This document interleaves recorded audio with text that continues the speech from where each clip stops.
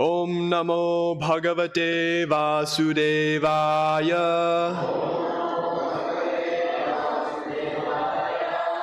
Om Namo Bhagavate Vasudevaya.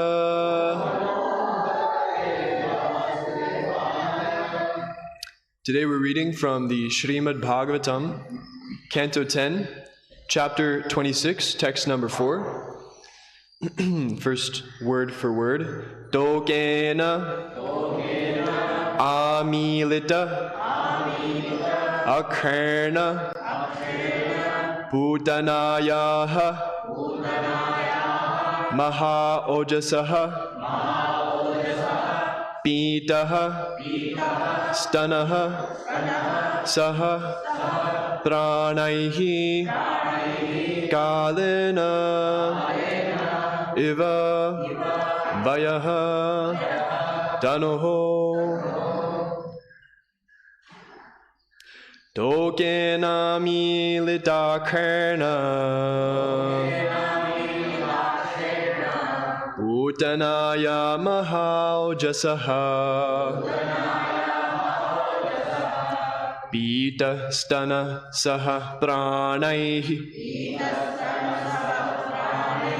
Kaleneva Vayastanoho Dokena Milidakarna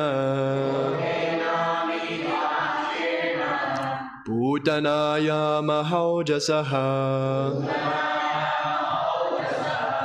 Pita Stana Saha Pranaihi Kaleneva Vayastanoho Dokena Milidakarna Bhutanaya Mahaujasaha Pita Stana Saha Pranaihi Kaleneva Vayastanoho. Please repeat.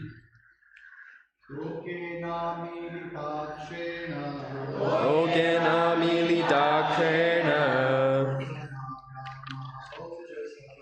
Bhutanaya Mahaujasaha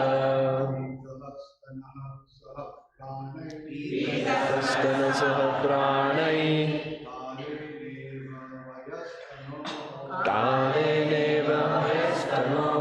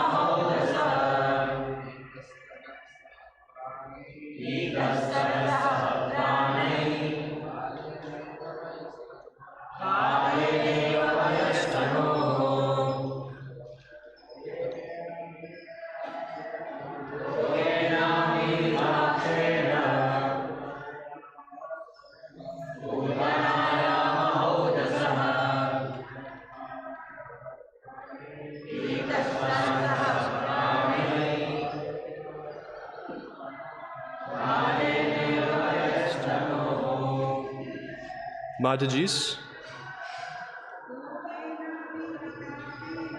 Dokena Milidakarna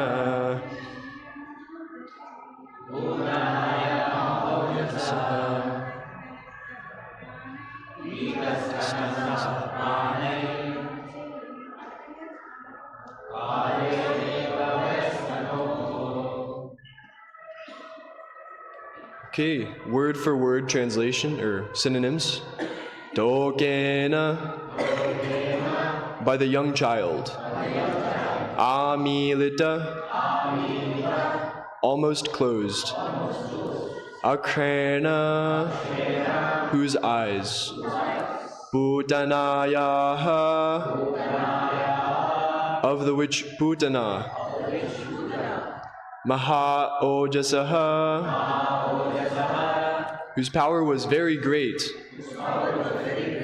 Pitaha, drunk, Stanaha, the breast, Saha, along with, Pranaihi, her life air, Kalena, by the force of time, Eva, as, Bayaha, the lifespan, Danoho, of a material body. Translation and purport by His Divine Grace, Srila Prabhupada.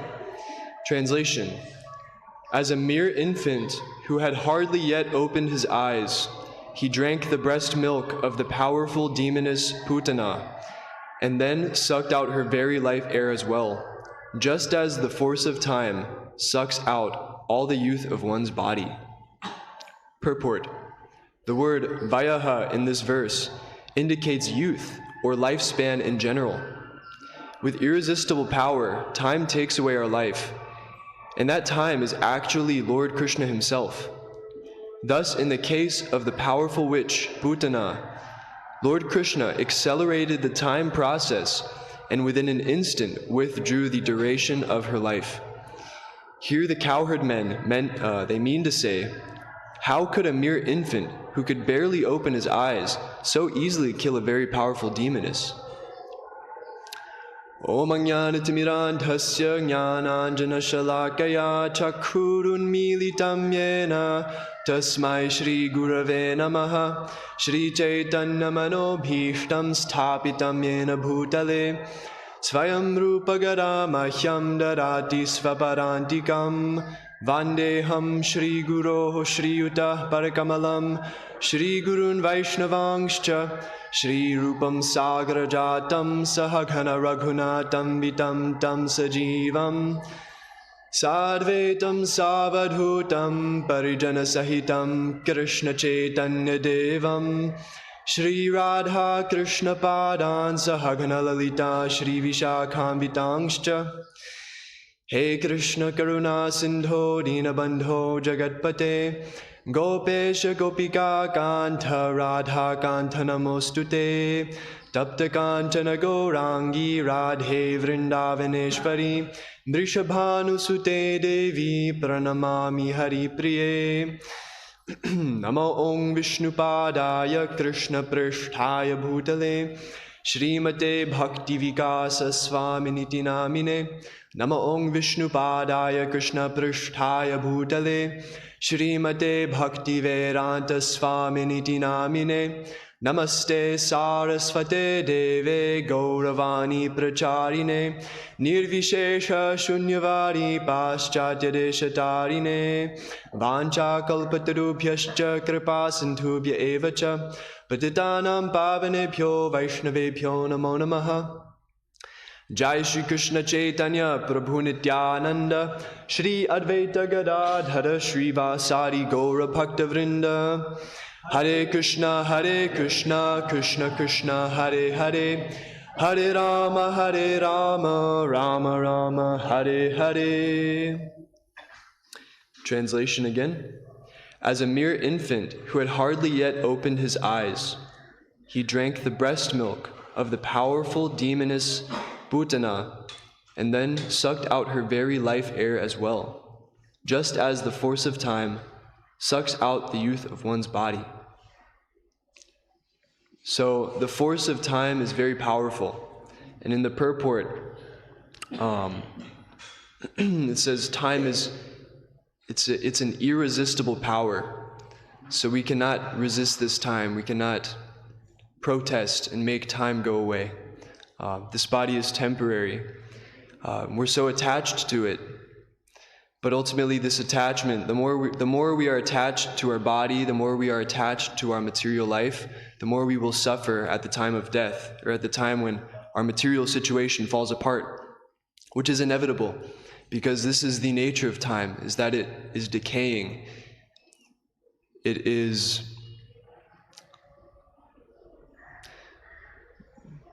forgetting the word. The nature of time is that it decays everything. So we cannot resist this time, and we must take to Krishna consciousness, because for a devotee there is no death.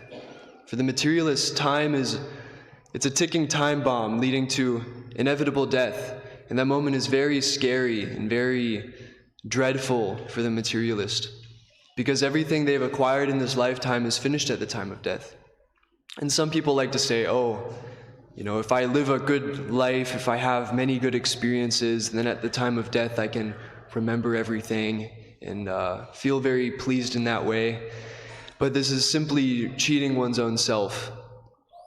You think that at the time of death you'll be very happy and very reminiscent, reflecting on the good life you lived, but actually you don't know where you're going after death. It's a very fearful situation, actually.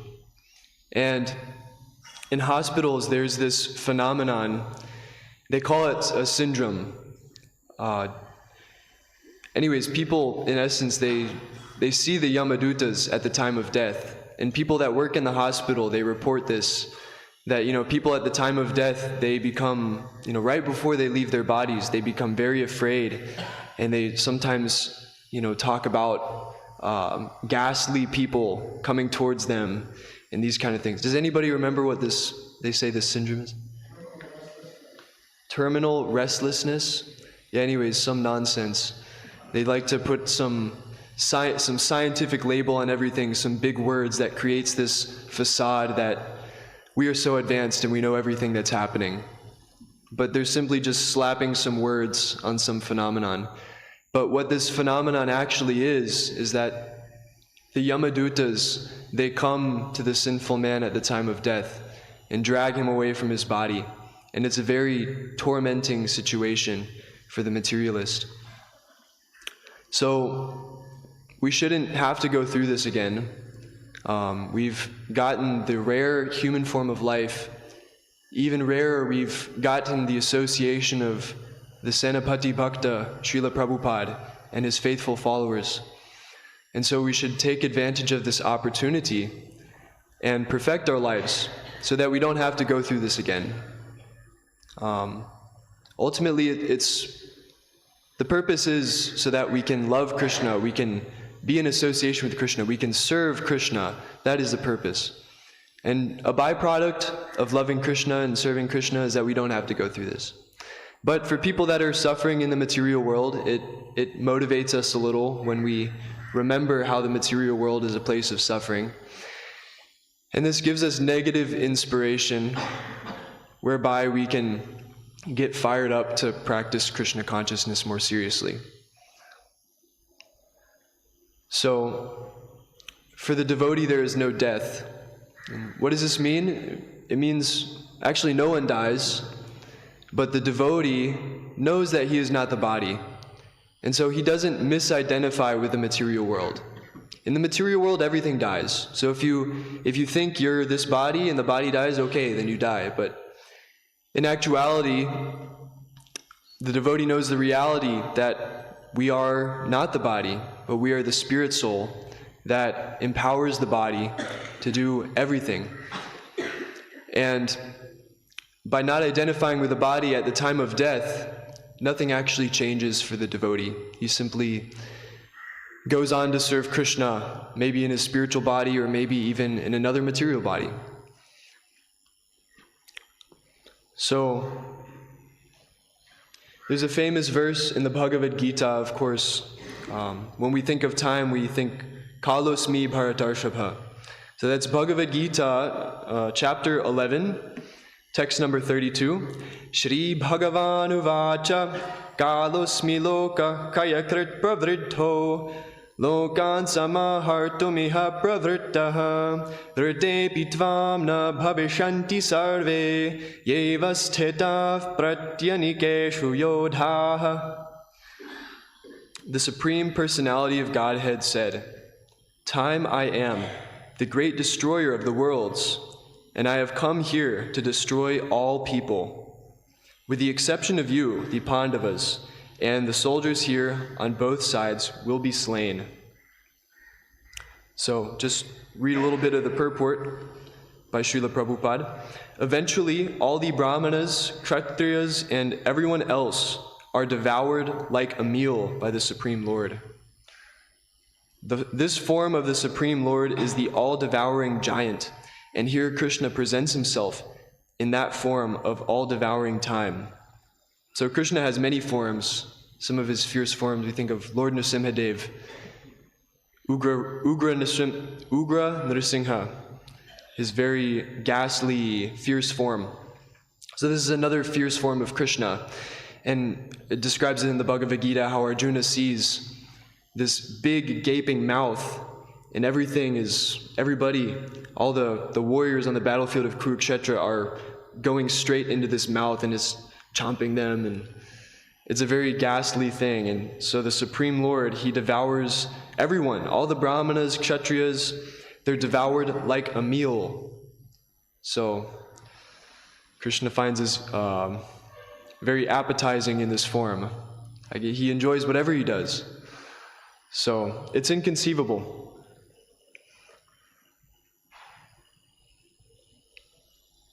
Except for a few Pandavas, everyone who is present on that battlefield would be devoured by him. Arjuna was not in favor of the fight, and he thought it was better not to fight. Then there would be no frustration. In reply, the Lord is saying that even if he did not fight, every one of them would be destroyed, for that was his plan. So there's a famous Bengali proverb, Mare Krishna Rakhe Ke, Rakhe Krishna Mare Ke. If someone wants to kill you, if Krishna wants to kill you, nobody can protect you. But if Krishna wants to protect you, then nobody can kill you. Mare Krishna Rakhe Ke, Rakhe Krishna Mare Ke. So this poetic phrase illustrates how we are completely under the mercy of the Supreme Lord, how Krishna is executing everything, Krishna is arranging everything, and we are just simply instruments. We're like puppets. We're just dancing along. And one of our acharyas prays, Srila Prabhupada himself prays, Krishna, please make me dance. I am yours. I'm like a puppet in your hands. This is the poem that he wrote on the way to America, crossing the sea on the Jaladuta. He wrote to Krishna, I don't know what will happen with me. I'm going to this crazy place, this fallen land. I don't know what will happen, but Krishna, please just empower me. Just make me dance. Just do as you like with me.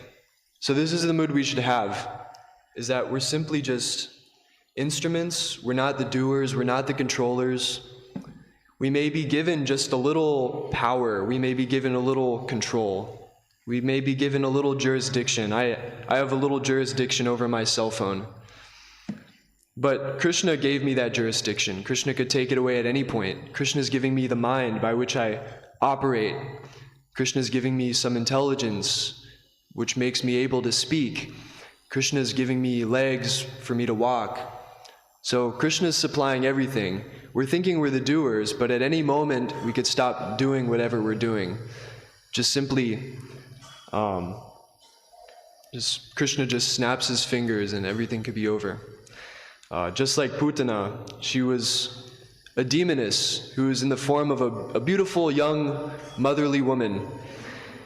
And just in a moment, Krishna, as explained here in the purport, Krishna sped up her time.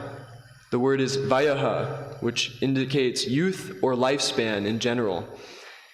And Srila Prabhupada says that Krishna took away this vayaha. In other words, he sped up the process of time, and within an instant, Putana went from being a beautiful young woman to being an old hag, or like an old, decrepit, evil-looking woman. So we're completely under the mercy of Krishna, and Krishna can give us protection if we pray to him. And ultimately, protection doesn't just mean, I don't want to die, Krishna, please prolong my material life. But Krishna means to remain under the association of devotees. This is real protection, is to stay in Krishna consciousness. Because it doesn't matter, we'll go body to body, As long as we're in the association of devotees, then we can live a happy life in Krishna consciousness.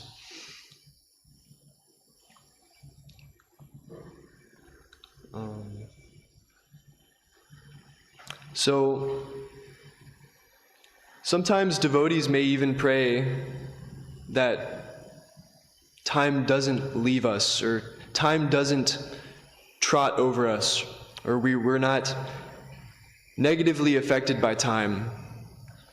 So, for instance, we may have the association of devotees for some time.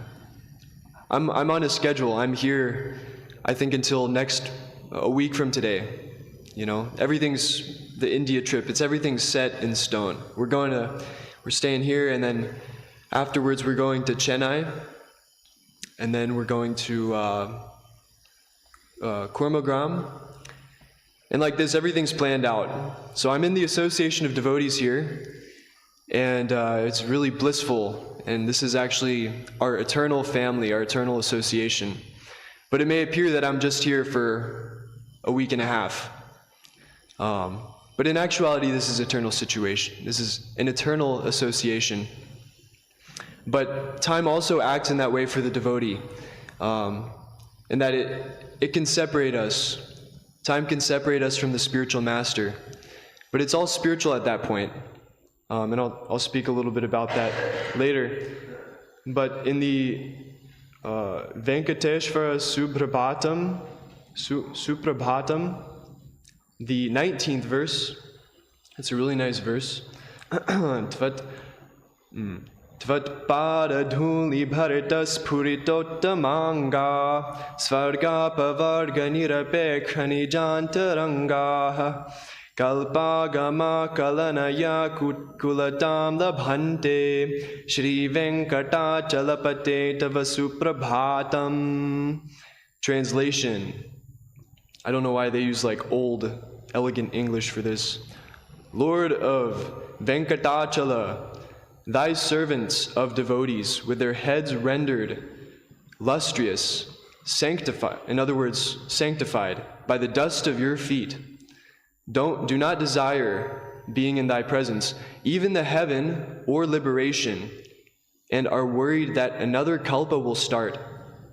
May it be an auspicious dawn to thee.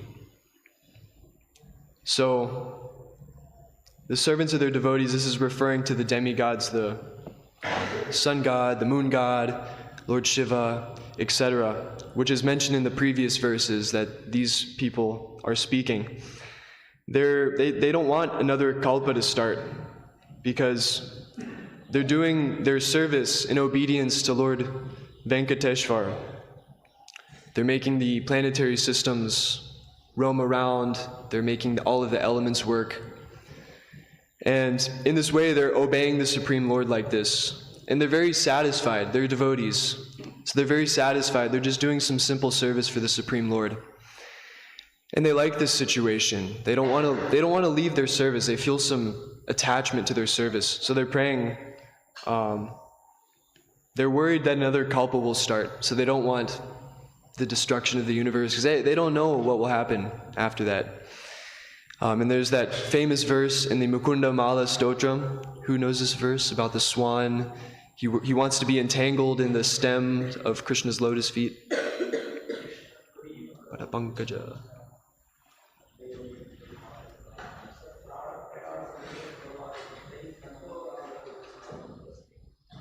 Thank you, Prabhu. So this means, I have this youthful body, and when I get older, I don't know, my mind may be completely unsteady, my situation might not be so good, I might not be able to do so much service. So King Kulashekar Alwar is praying that, please let me leave my body now, because I can think of Krishna now, but I don't know what will be of me in the future. So he's praying like that, and it's a beautiful analogy given like the swan that gets entangled in the stems of the lotus flower. He wants his mind to become entangled in the network of Krishna's lotus feet.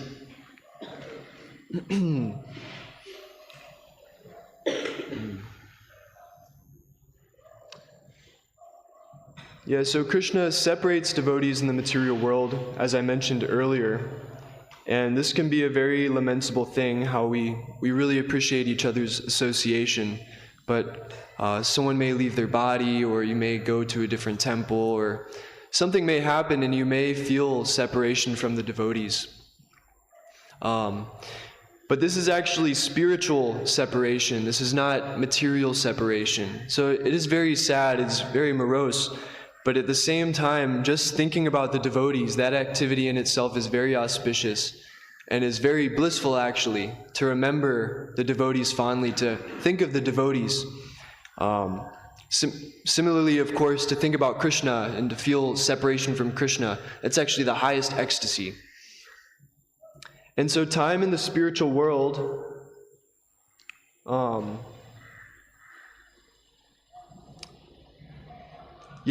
in the spiritual world, it acts a little differently. It acts a whole lot differently from how material time works. So there is time in the spiritual world, but it's not how we think about time, because we think about time as past, present, and future. But Srila Jiva Goswami explains how past and future, those aspects of time don't exist in the spiritual world.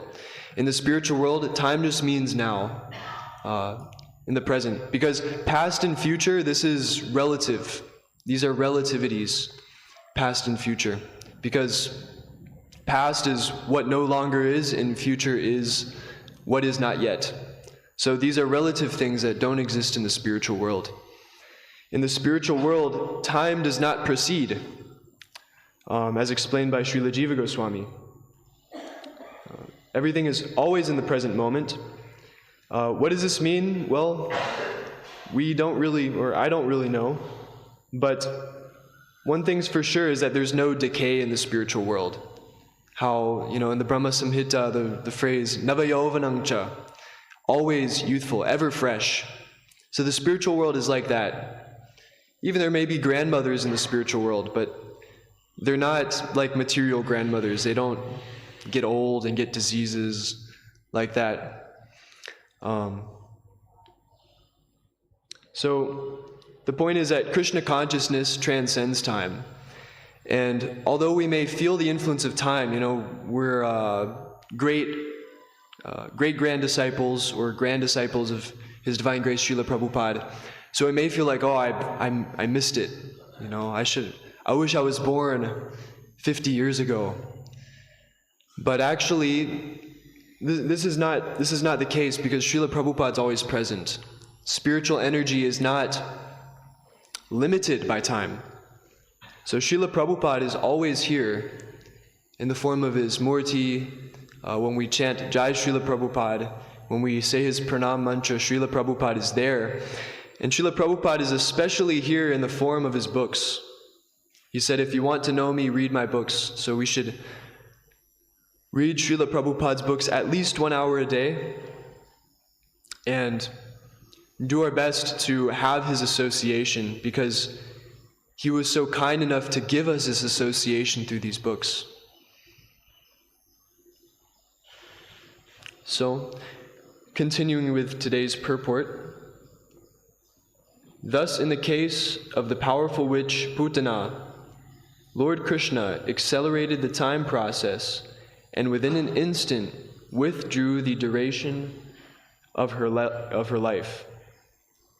So, Krishna, the time factor is there, and Krishna is there in the form of time. But Krishna actually can speed up time or slow time down as he likes, because he's the supreme controller. He can do anything he likes. So, like the gopis, they felt alteration of time. In the rasa dance, they felt it to be a very long time. And then separation from Krishna also feels like a very long time. And there's this famous verse in the Shikshashtakam, Yugaitam nimeshena, Chakshusha pravrashaitam, Shunyaitam jagat sarvam, Govinda virahena me. Lord Chaitanya is lamenting that Lord Chaitanya is lamenting, he's feeling separation from his Lord Govinda. And just a moment feels like a millennium. Just a moment feels like a whole yuga. And like this, he's suffering. He's suffering separation from Krishna, which is very anguishing for him. But it is the highest bliss. So Krishna can speed time up, or he can slow time down. And we may experience these things in our lives. I've heard some devotees tell stories about how on book distribution they felt time to slow down. Their senses become, Krishna empowers their senses to become so heightened that everything is they're very sober-minded, and they're articulate, and they can act with perfect composure on book distribution. So Krishna can empower one like this, and it feels like time is slowing down sometimes. So I will read. Okay, I'll finish the purport. Here the cowherd men mean to say, how could a mere infant, who could barely open his eyes, so easily kill a very powerful demoness? So Srila Prabhupada he says, this is what the cowherd men are saying. They're very shocked. As we discussed yesterday, Krishna is Adbhuta. He's very wonderful. He's very astonishing. And so they're astonished that, this child, he was just an infant. He couldn't even open his eyes. And he killed such a powerful demoness. What is going on? And as we discussed, that they come under Yogamaya, and they're thinking that Krishna is just an ordinary boy. How is this possible? Maybe he's being protected by the demigods, or sometimes they wonder maybe he is the Supreme Lord himself. So there's a verse in the Srimad Bhagavatam, Canto 1, Chapter 8, text number 19. Maya janivika channam anyadho krajam avyayam nalakrase mudhadrisha nato natyadharo yatha. Being beyond the range of limited sense perception, you are the eternally irreproachable factor covered by the curtain of deluding energy. You are invisible to the foolish observer, exactly as an actor dressed as a player is not recognized. So in this verse, this is one perspective of seeing Krishna, how he's playing like he's a little boy, like he's just a little cowherd boy. But in actuality, he's the Supreme Lord. And he's covered by his deluding energy. As we know, there's two forms of Maya. There's Yoga Maya and Maha Maya. The devotees, they fall under the Yoga Maya potency of Krishna, which is the spiritual covering, or the spiritual lens by which the devotees see Krishna in his beautiful Satchidananda form. And then there's also the Maha Maya, or the potency which covers over the conditioned souls and puts them into various illusions, thinking themselves the material body, thinking the things around them to be theirs. So this is Mahamaya. And the cowherd men, when they're marveling over Krishna's potencies and pastimes in this chapter, they're under Yoga Maya. And just like the cowherd men are remembering Krishna in this way, we should take their example and remember Krishna. In the Krishna book, this is a very nice short chapter. It's just like 2 pages, and it's good. Time and time again, we can make a routine out of reading this short chapter just to remember the pastimes of Krishna and constantly meditate on them throughout our day. So this is one aspect of looking at the Supreme Lord, is that you're not actually a cowherd boy, you're actually the Supreme Lord. But in another perspective, this actually is the perfection of seeing the Supreme Lord, as not even seeing him as the Supreme Controller. The residents of Vrindavan, they have no tinge of awe and reverence in the way they see Krishna, because In a very high sense, this is a contamination because it can ruin the higher rasas of Vatsalya rasa, Madhurya rasa, and Sakya rasa. So, in actuality, this form of Krishna, as baby Gopal, this is Svayam Bhagavan. Krishna's form in Vrindavan is his Adi form, it's his first form, Svayam Bhagavan Krishna. And so in actuality, Krishna is a cowherd boy. And then, I guess you could say, subsidiary to that, okay, he's the Supreme Lord also. He's the controller of all the Vaikuntha planets, all the universes. And we shouldn't think that one form of Krishna is higher than another.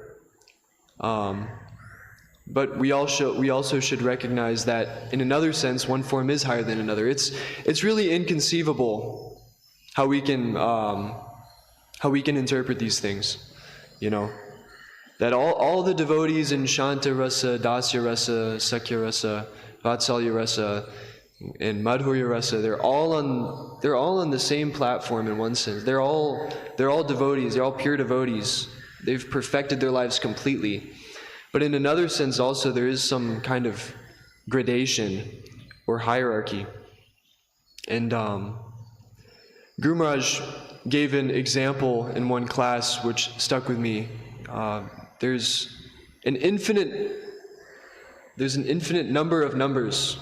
1, 2, 3, 4, 5, 6, 7, 8, 9, 10. So that's one way of reading an infinite number of numbers. But another way is 1.1, 1.2, 1.3, 1.4, etc., 2, 2.1, 2.2. So like this, it's both infinite sequences of numbers, but in one sequence it seems more dense, and so anyways, they're both infinity, but there's some difference also. And I read in the Chaitanya Charitamrita recently that to think that all the forms of the Supreme Lord are on the same platform is a material conception. And I thought that was very interesting, and I wondered, what does that mean? So thinking all the forms of the Supreme Lord to be on the same platform is on the material conception, is a material conception. And so we heard from, I think it was Mukunda Datta Prabhu at the Vyasa Puja camp, that if you see some mountains and they're covered by clouds, one mountain may be higher than the other, but if you're situated under the clouds, then you see them as the same height, because all you see is the clouds. You can't really see the top of the mountain. So when you're in the material conception, any form of Krishna, any form of, even forms of the demigods, it is so elevated that it seems to be the same. So it's just a little bit about that. But yes, Svayam Bhagavan Krishna, Krishna's form as a cowherd boy, as a young boy, this is perfection, to think about Krishna like this. It's all perfection, but this is specifically what's given in the sampradaya we fall under, is to think of Krishna as Bala Gopal. And this reminded me of the Damodar Ashtakam. I'll just read a few translations that relate to this topic. With these super excellent childhood pastimes, Lord Krishna drowned the residents of Gokula in pools of ecstasy. In this way, he declared to those absorbed in knowledge of his majesty and opulence, I am conquered only by my pure loving devotees. With great love, I offer my respectful obeisances to Lord Damodar hundreds and hundreds of times. So again, Krishna, he's declaring to those absorbed in knowledge of his majesty and opulence, I'm only conquered by my pure loving devotees. So this is ultimately what Krishna wants. He wants our love, which comes in the form of surrender, and specifically surrender to the orders of the spiritual master. And so if we surrender to our spiritual master through our senior godbrothers, Shiksha Gurus, temple authorities, This is the way to show our love for Krishna, is to be very obedient to senior Vaishnavas.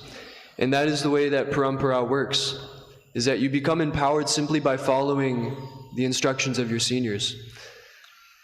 And so this is the way to please Krishna, this is the way to love Krishna and attain the perfection of life, is to be very submissive and very humble in acting with Vaishnavas, and to take instructions very seriously, and not to just be in Krishna consciousness half-heartedly and just not know what we're doing with our lives, but really meditate on our purpose in life, meditate on the orders of the spiritual master, and make that one with our heart.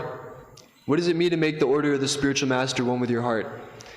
So many men, they're running around chasing women, and they're making the woman one with their heart. And they feel such intense passion. They're willing to conquer the world. Srila Prabhupada said in Atlanta, he said that these big buildings, oh no, this was in New York. He said these big buildings, it simply came about because of man's intense attraction for the opposite sex. How men can be so empowered when a young woman walks in the room, a man all of a sudden gets all this energy and he could do like anything. So we shouldn't be like that. We should be that way with the spiritual master. So we should channel this energy, this tejas that we have in the service of the spiritual master. We should become fired up when we engage in Krishna consciousness, when we're in kirtan. And if we're not channeling our energy towards Krishna, then we'll simply channel our energy toward the opposite sex.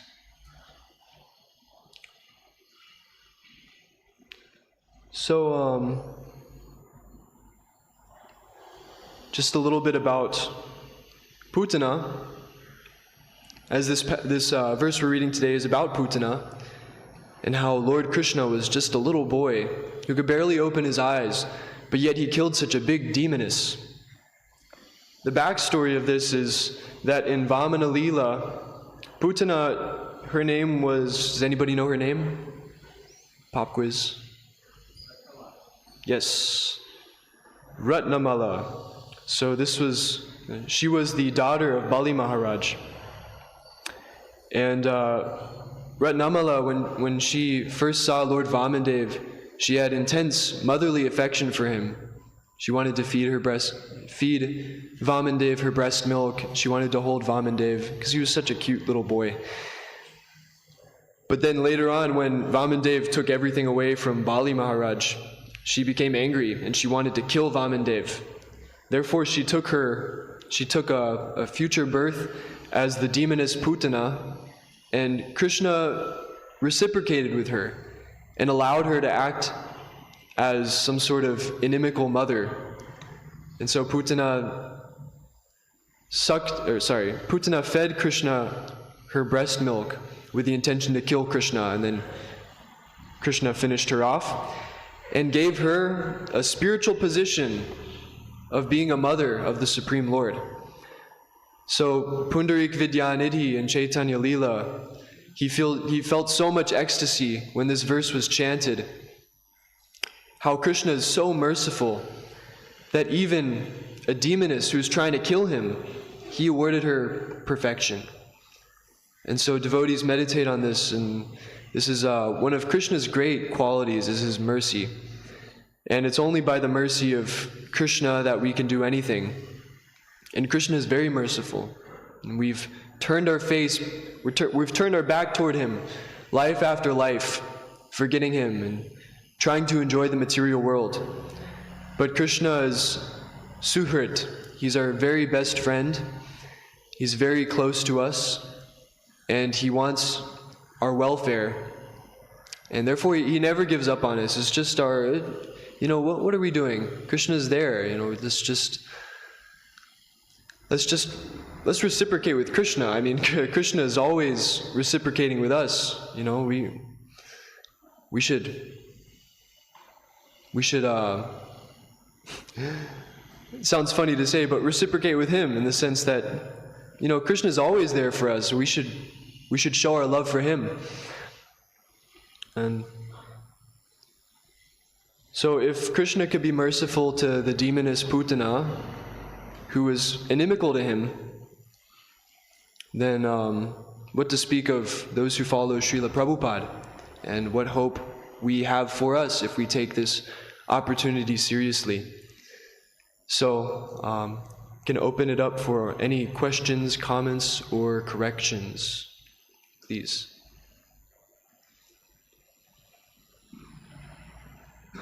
Okay.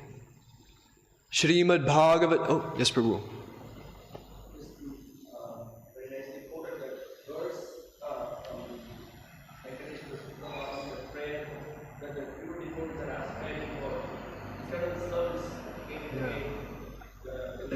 They say that in the next life also, or the verse, in the verse it says that even in the next verse, next era or the next life, we want to be engaged in your pure service, nothing else.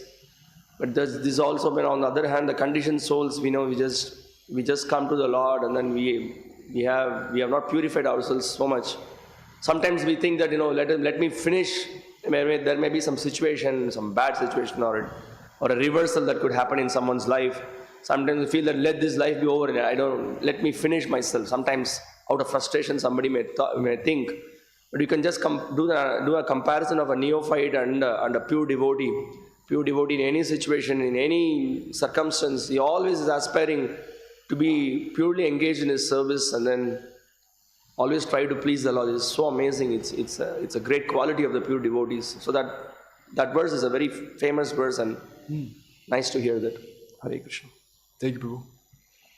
Hare Krishna. Anything else?